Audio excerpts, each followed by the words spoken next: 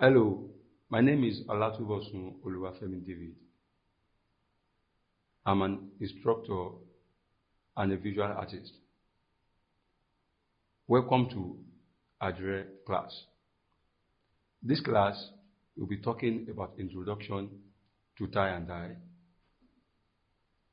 historical background of tie and dye, the principles and elements of tie and dye, the types, techniques of tie and dye, the finishing and packaging of tie and dye, the importance of tie and dye, and lastly, we will go into the practical section. This class is brought to you by Kuta Arts Foundation in collaboration with African Artists Foundation.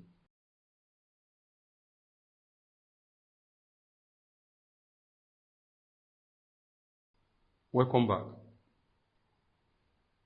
In this module, we'll be talking about introduction to tie and dye.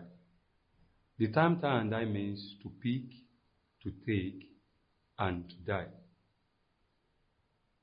which refers to using a resist method of fabric, using raffia strands, taking it from one part or various parts of the fabric, tightening it using the raffia strand in order to prevent it from the dye solution, to bring out a beautiful pattern.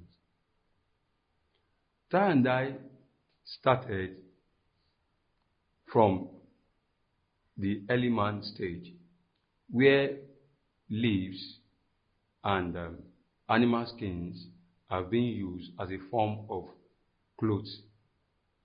But in the process of research and in the process of developing our history and fabricating clothes, cotton came in.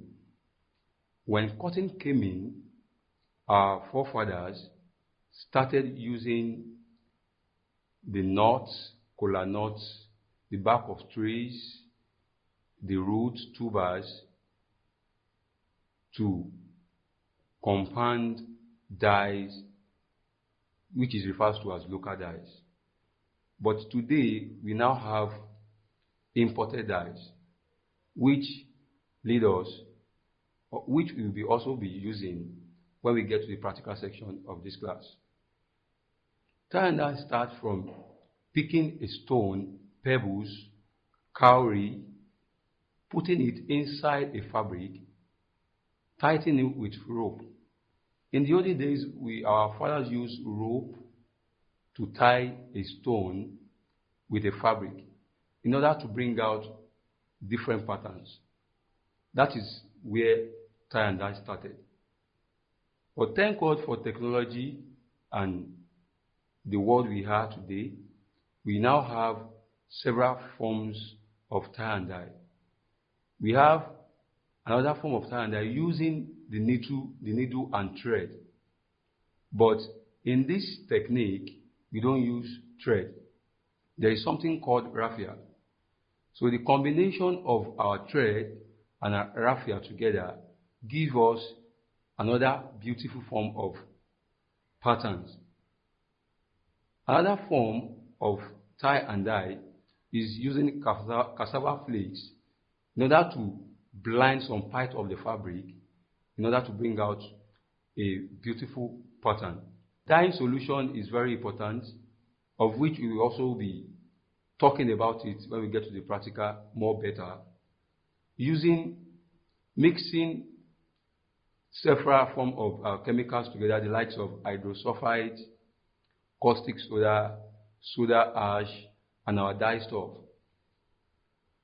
Our fabric should be mainly 100% cotton material because the only materials that can absorb dye is pure cotton. We also have other materials that can absorb dye, the likes of cotton, wool, silk, and the likes.